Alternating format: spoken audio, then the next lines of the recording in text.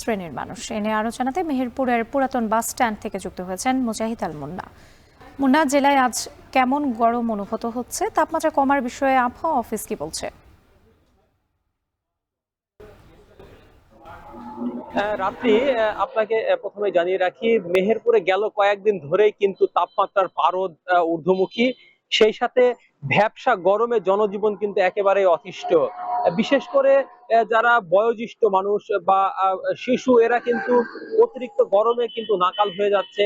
এর পাশাপাশি যারা শ্রমজীবী মানুষ, বিশেষ করে যারা রিক্সা চালক, ভ্যান চালক, দিনমজুর, ইজি বাইক চালক, এরা কিন্তু চরম সংকটের মধ্যে পড়ে যাচ্ছে দিন দিন। তার কারণ হচ্ছে গেল কয়েকদিন ধরেই কিন্তু তাপমাত্রার পারদ ঊর্ধ্বমুখী, সাথে ভ্যাপসা গরমে কিন্তু তারা এক প্রকার নাকাল হচ্ছে, যার ফলে তারা কিন্তু ঠিক মতো কাজ করতে পারছেন না।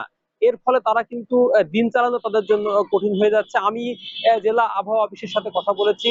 আমি আপনাকে একটু বলে রাখি, মেহেরপুর এবং চুয়াডাঙ্গা মিলিয়ে আঞ্চলিক যে আবহাওয়া অফিস, তারা জানিয়েছেন গতকালকে মেহেরপুরের সর্বোচ্চ তাপমাত্রা ছিল 37 ডিগ্রি সেলসিয়াস, যেটি আজ সকালে কিন্তু অনুভূত হচ্ছে 35 থেকে 34 ডিগ্রি সেলসিয়াস তাপমাত্রা, যেটি বেলা বাড়ার সাথে সাথে কিন্তু আরো বাড়বে বলে ধারণা করা হচ্ছে। তবে আবহাওয়া অফিস কিন্তু একটা স্বস্তির খবর দিয়েছে, আগামী কাল থেকে কিন্তু বৃষ্টি হওয়ার সম্ভাবনার কথা বলছে আবহাওয়া অফিস।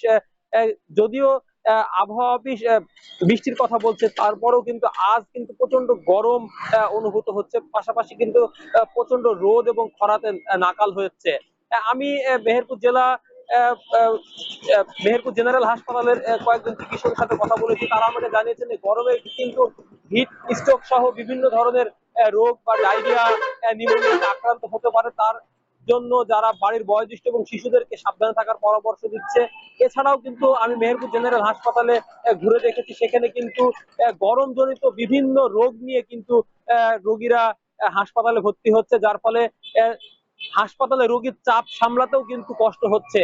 এর পাশাপাশি গরম নিবারণের জন্য রাস্তাঘাটের লোকজন কিন্তু রাস্তার যে সমস্ত দোকানে শরবত বা ডাবের পানি বা আখের রস বিক্রি হচ্ছে, সেখানে কিন্তু ভিড় জমাচ্ছে। রাত্রি এই ছিল আমার কাছে মেহেরপুরের তীব্র গরমের সর্বশেষ পরিস্থিতি। রাত্রি। মেহেরপুরে অনুভূত হচ্ছে তীব্র গরম। এ নিয়ে বিস্তারিত জানাতে যুক্ত ছিলেন মুজাহিদ আল মুন্না।